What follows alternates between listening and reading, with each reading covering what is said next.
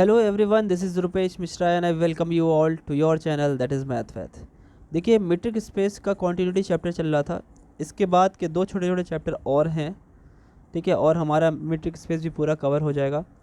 आपकी जानकारी के लिए बता दूं तो हम लोग एमसीक्यू पे बढ़ चुके हैं, जिसमें से न्यूमेरिकल एनालिसिस के एमसीक्यू मैंने ख़त्म करा दिए हैं। कॉम्प्लेक्स एनालिसिस के 4 चैप्टर के एमसीक्यू हो गए हैं, 3 चैप्टर के एमसीक्यू से बाकी हैं। तो वो एक वीडियो और आएगी आज शाम में, और वो आपके एमसीक्यू कॉम्प्लेक्स एनालिसिस के भी ख़त्म हो जाएंगे। बाकी एक्स्ट्रा में और क्या मिलेगा, इतने से तो काम नहीं चलेगा, अभी और भी मिलेगा एमसीक्यू। हर एक बुक का डबल डबल समझ लीजिए एमसीक्यू और मिलेंगे। तो अभी तो आपका सबसे पहले केमिस्ट्री का एग्ज़ाम है, कुछ लोगों का तो पहले पड़ गया, तो उनके लिए क्या किया जा सकता है, जितना मैंने किया उतना उन्हें करना पड़ेगा। बाकी जिनका एग्ज़ामिनेशन 1 और 2 को है, 4th सेमेस्टर वाले, उनका भी शुरू करने वाला हूँ एमसीक्यू सीरीज़। और अपना जो 6 सेमेस्टर का चल रहा है, 6 सेमेस्टर का अभी इधर में इसी मंथ में मैं ख़त्म कर दूंगा सारी चीज़ें। तो आप लोग पहले अपना 1 और 2 को केमिस्ट्री का एग्ज़ाम दीजिए 6 सेमेस्टर वाले, उसके बाद अपना मैथ्स का वीडियो देखना शुरू कीजिएगा, और कस के वीडियो देखिएगा, बहुत ज़्यादा देखिएगा, शेयर भी खूब कीजिएगा, ठीक है। जो कि यूट्यूब पे आपके चैनल मैथ वैथ का ही नाम हर जगह गूंजे, ठीक है। चलिए, हमने कुछ मीट्रिक स्पेस के बारे में पढ़ा था, सॉरी कॉन्टिन्यूटी के बारे में पढ़ा था मीट्रिक स्पेस में, है ना। इससे पहले लिमिट के बारे में कॉन्टिन्यूटी पढ़ी थी, फिर कॉन्टिन्यूस क्या होता है, फिर कुछ थ्योरम पढ़े थे, कुछ थ्योरम और बाकी रह गए थे। चले हम उनको पॉइंट वाइज कर लेते हैं, ठीक है। देखिए, तो अगर हम कहें दो कॉन्टिन्यूस फंक्शन है, उनका कॉम्पोजिशन निकालें तो भी कॉन्टिन्यूस होता है। तो ऐसे आप याद रखेंगे, और आपको पहले से भी पता है कि दो अगर कॉन्टिन्यूस फंक्शन लिया जाए तो उनका जोड़, उनका घटाना, उनका गुणा और उनका भाग सब कॉन्टिन्यूस होता है। कंपोजिशन ऑफ कॉन्टिन्यूस फंक्शन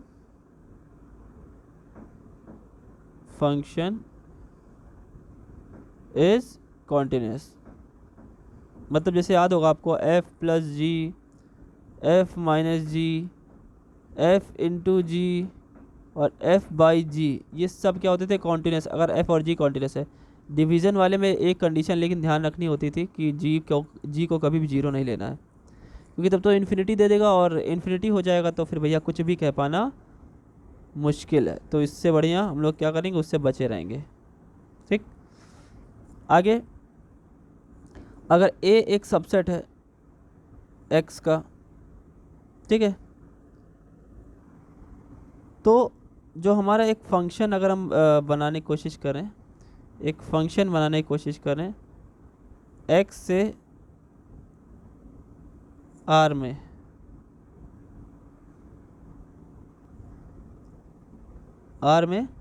और किस तरीके से फंक्शन, कुछ इस तरीके से बना रहे हैं हम कि जो फंक्शन हमारा f of x is equal to D होना चाहिए x, a के बीच की डिस्टेंस, मतलब for all x belongs to capital X। मतलब x हमें उठाना है कैपिटल X से, और कैपिटल A में से कई सारे एलिमेंट लेने हैं, सबसे डिस्टेंस निकालनी है, ठीक। और अगर वो इज कॉन्टिन्यूस, ठीक है, मतलब इस तरह का अगर हम फंक्शन बनाएंगे और ये इस तरह का रूल हम लोग चलेंगे तो वो कॉन्टिन्यूस फंक्शन होगा, ठीक है। और here R is usual metric on, नहीं आर नहीं है यहाँ पे, कंसीडर हम जो कर रहे हैं,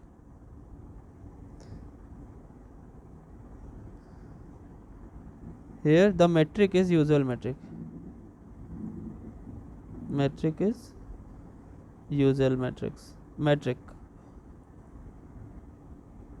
metric on R set of real numbers में से।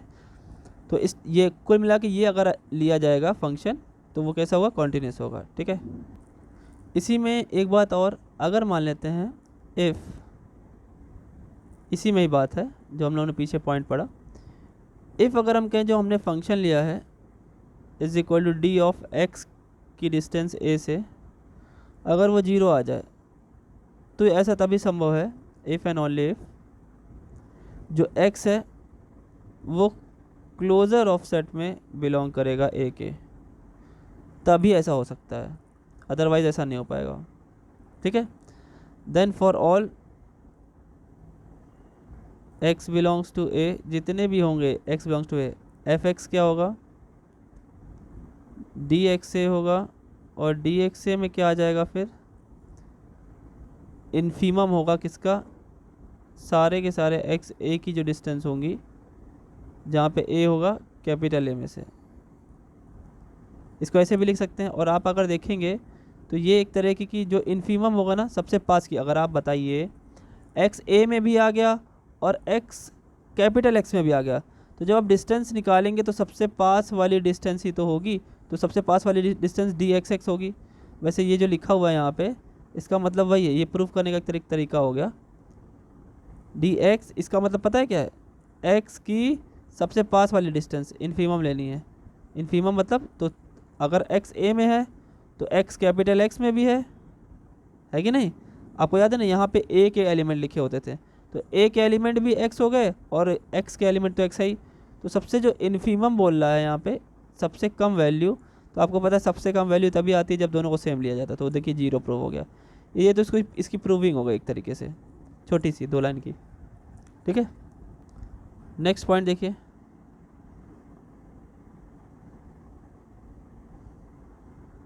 क्या है भाई नेक्स्ट पॉइंट। अगर मान लेते हैं हमने एक फंक्शन लिया है 2 मेट्रिक स्पेसेस में, एक्स डी से वाई डी डैश में। ठीक, हमने एक फंक्शन ले लिया है, तो कहेगा कि एफ जो है हमारा इज़ कॉन्टीन्यूस, जो फंक्शन हमारा है वो कॉन्टीन्यूस है। मतलब उसका अगर हम ग्राफ बनाए तो मतलब कॉम्प्लेक्स प्लेन में उसका ग्राफ अगर बनाए तो वो उसका ग्राफ टूटेगा नहीं कभी। ठीक है। तो यानी एफ कॉन्टीन्यूस होगा if and only if the inverse image, अगर मान लीजिए उसकी उल्टी इमेज, इफ़ ऐसे समझो, इफ़ एफ इन्वर्स जो कि वाई में से लिया जाए तो वो हमें एक्स में मिले। ठीक। एंड ये वैसे बता चुके हैं, ठीक है ना। आप इसको ऐसे लिखें तो ज़्यादा अच्छा रहेगा कि वाई से एक्स में जाए, मैचेस, ऐसे लिखिए, matches every open set of Y into open set in X. ठीक है। नेक्स्ट देखिए,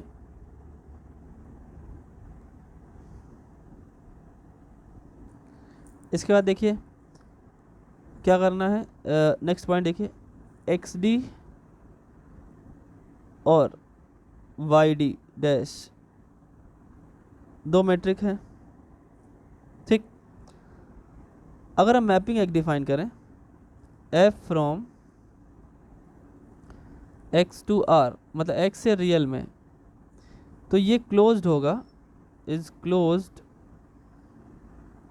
क्लोज्ड होगा, क्लोजर होगा, limit point, cluster point, condensation point, frontier point, boundary point, ये सब पिछले चैप्टर में थे।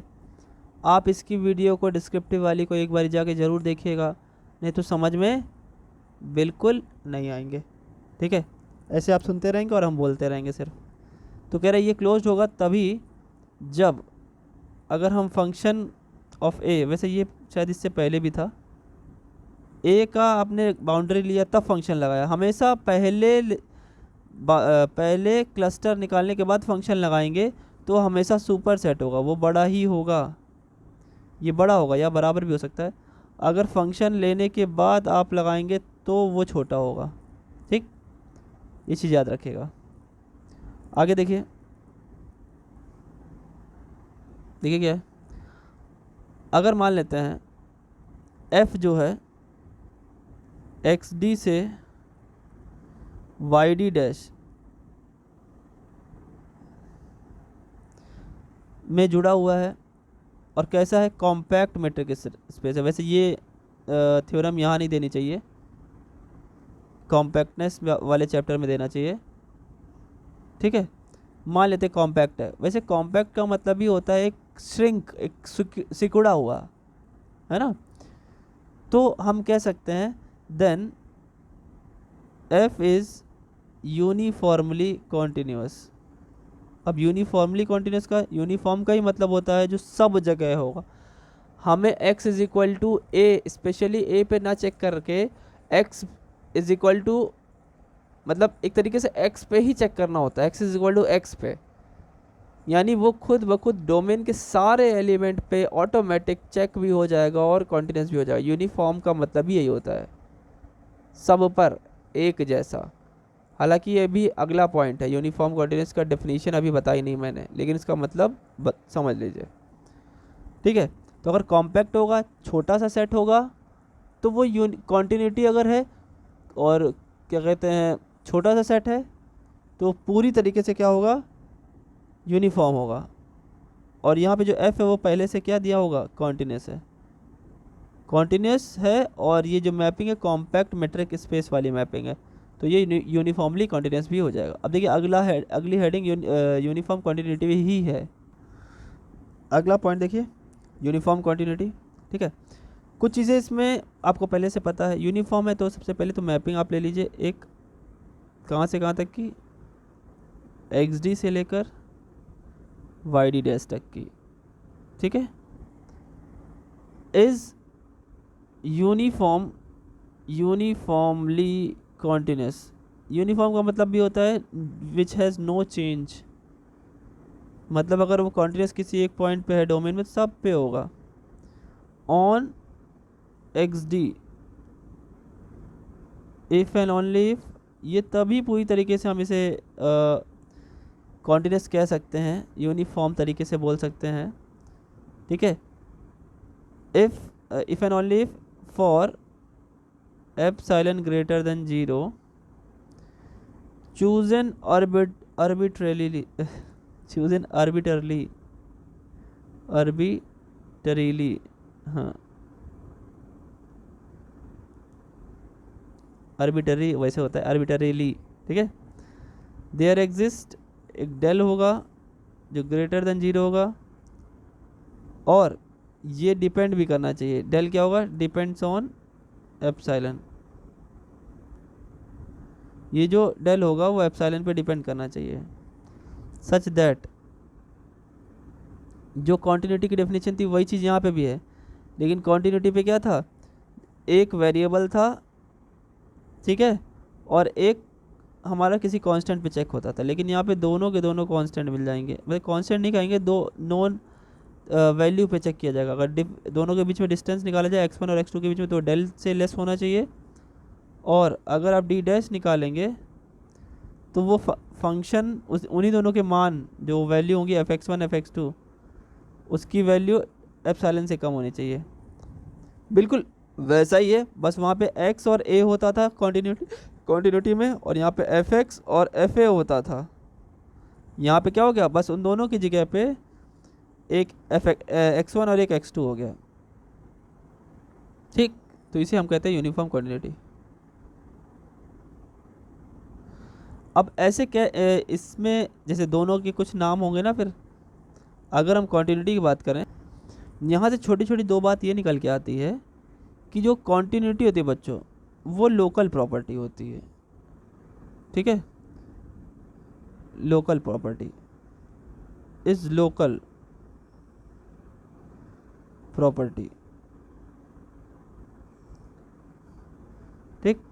लेकिन अगर यूनिफॉर्म कॉन्टिन्यूटी की बात करें, यूनी कॉन्टिन्यूटी की बात करें, uniform continuity is not. Uniform continuity जो होती है वो हमारी लोकल प्रॉपर्टी नहीं होती। अगर हम ये कहें कि वैसे कॉन्टिन्यूटी एट अ पॉइंट बोल सकते हैं, कॉन्टिन्यूटी एट अ पॉइंट बोल सकते हैं, लेकिन uniform continuity at a point, ये स्टेटमेंट रॉन्ग है, याद रखिएगा। ये क्यों बताया? क्योंकि कभी कदार असर्शन रीजन टाइप क्वेश्चन आ जाता है, which of the following is false. तो लिखेगा continuity at a point, uniform continuity at a point, continuity in a interval, uniform continuity in a interval. तो uniform continuity at a point गलत होगा। ठीक है, आगे बढ़ते हैं। अब आइए विशेष बिंदुओं पर चर्चा करते हैं। तो विशेष बिंदु आपका पहला जो है, अगर दो फंक्शन यूनिफॉर्म कॉन्टिन्यूस हैं तो उनका कंपोजिशन भी क्या होगा? यूनिफॉर्म कॉन्टिन्यूस होगा। तो composition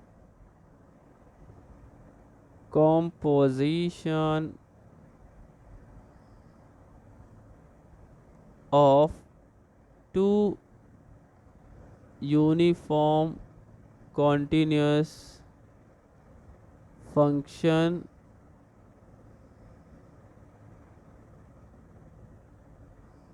is also uniform।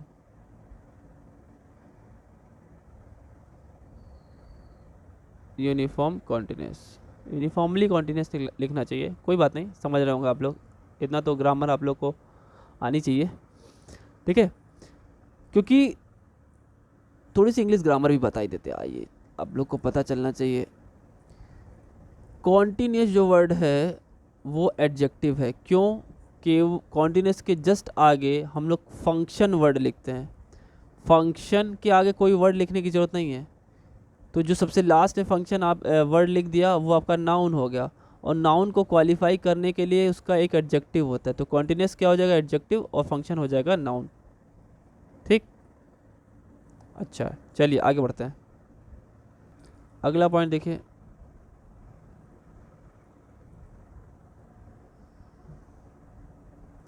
अगला पॉइंट है अपना कि अगर मान लेते हैं एक्स डी और वाई डी डैश में मैपिंग है, ठीक है,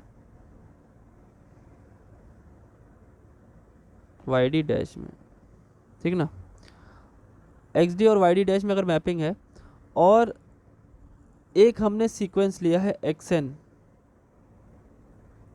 कॉची सीक्वेंस ले लेना, कॉची सीक्वेंस इन एक्स, ठीक, तो उसका जो एफ एक्स एन निकलेगा बच्चों, वो भी क्या होना चाहिए? वो भी किस में हो जाएगा? Will be Cauchy sequence in Y. मतलब अगर एक्स में आप ले रहे हैं कोई सीक्वेंस और वो कॉची सीक्वेंस ले रहे हैं, तो जब वो वाई में जाएगा तो ऑटोमेटिक कॉची बन जाएगा। ठीक है, ठीक। अब आते हैं अगले पॉइंट पे। अगला पॉइंट क्या बच्चों? अगला पॉइंट है हमारा कॉम्पैक्टनेस।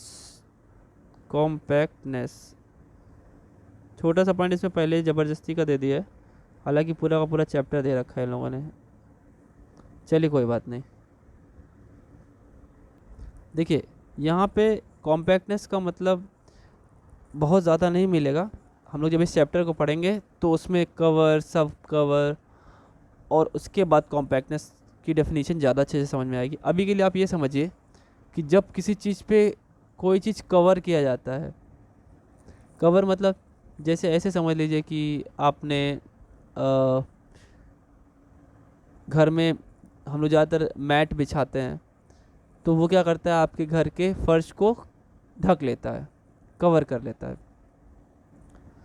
तो ऐसे ही अगर हम कहें एक्स और वाई जो सेट थे हमारा, तो वाई तब एफ जो फंक्शन है वो इधर से जा कर के उधर मैच करेगा, तो वो तब उसे कवर करेगा जब वाई के हर वाई का जो सब कवर होगा, कई सारे जो बनेंगे, मतलब मान लीजिए एक पूरा कवर है और छोटे छोटे कई सारे कवर हैं, उनसे भी आपने उसे ढक दिया, तो हम उसको जितना कम कर पाएंगे उसे कॉम्पैक्टनेस कहते हैं। सिंपल सी बात।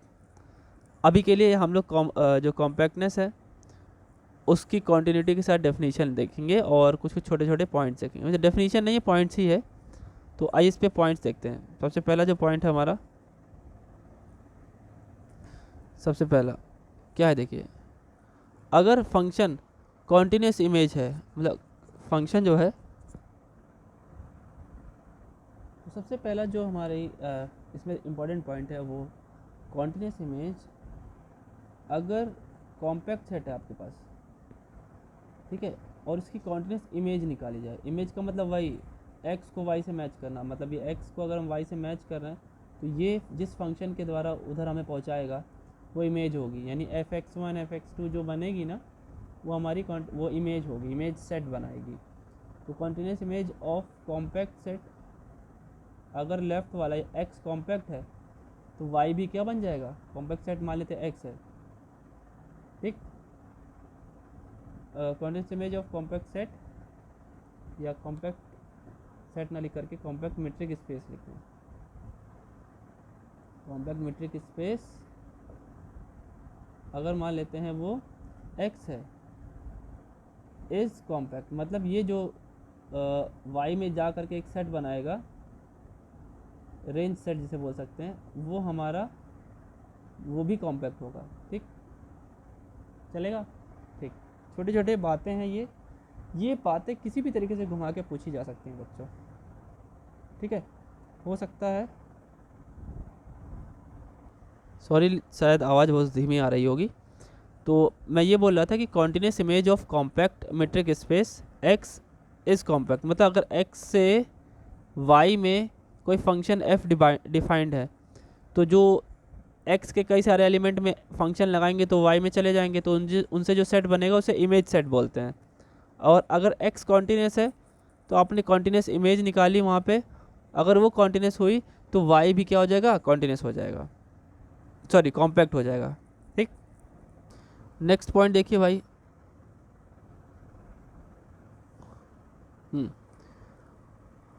अगर मान लेते हैं f क्या है, x d से लेकर के वाई डी डैश में मैपिंग है एक,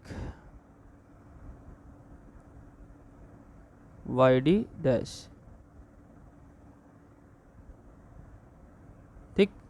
अगर ये मैपिंग है और ये मैपिंग साथ ही साथ अगर गिवन है कि कॉन्टिन्यूस है, कॉन्टिन्यूस मैपिंग है, एक सेकेंड,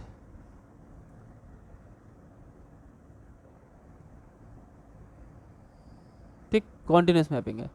अगर ये कॉन्टिन्यूस मैपिंग है और अगर और एक चीज़ और कि f क्या है हमारा, बाइजेक्टिव है, बाइजेक्टिव, बाइजेक्टिव का मतलब 1 1 और 1 2 दोनों है, ठीक। और एक चीज़ और, x अगर कॉम्पैक्ट भी है, मतलब इस फंक्शन में ये सारी चीज़ें अगर हैं कि फंक्शन एक्स डी से वाई डी डैश में है, कॉन्टिन्यूस है, बाइजेक्टिव है और कॉम्पैक्ट है, देन जो हमारा f इनवर्स निकलेगा, जो y से हमको x में जोड़ेगा उल्टा, वो भी क्या हो जाएगा, इज़ ऑल्सो कॉन्टिन्यूस हो जाएगा, वो भी कॉन्टिन्यूस हो जाएगा। इतना होने के बाद अच्छा अगले पॉइंट पे चलते हैं। अगला पॉइंट क्या कहता है भाई, अगला पॉइंट कहता है कि अगर f हमारा कॉन्टिन्यूस मैप है, मान लीजिए f हमारा x से y में चला गया, कैसा है, कॉन्टिन्यूस है, ठीक। x हमारा यहाँ पे मान लेते हैं कॉम्पैक्ट है, देन ये भी हम कह सकते हैं कि f जो होगा, ये तो पहले बता चुके कॉन्टिन्यूस है साथ में कॉम्पैक्ट है, तो जब हमारा f होगा उधर जा कर के y में पहुँचेगा तो वो कैसा होगा, is uniformly continuous. I think ये पहला ही पॉइंट था, ये तो यूनिफॉर्मली कॉन्टिन्यूस, ठीक।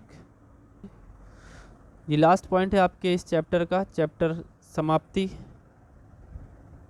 बस हो गई है।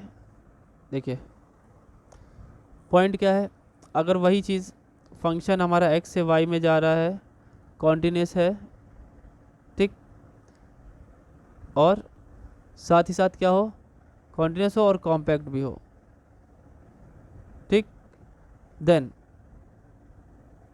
देन क्या होगा, image of any closed set, मतलब लेफ्ट में यानी x में अगर हम कोई क्लोज सेट लें तो उसका जब फंक्शन बनाएंगे तो वो भी क्लोज सेट बनाएगा, image of any close set in x will be a closed set in y। मतलब x का अगर क्लोज ले लेंगे तो y में भी क्लोज्ड बन जाएगा, बशर्ते ये होना चाहिए कि वो कॉन्टिन्यूस हो x और कॉम्पैक्ट भी होना चाहिए। तो इसके साथ साथ बच्चों ये चैप्टर ख़त्म होता है। अब हमारा जो न्यू चैप्टर चलेगा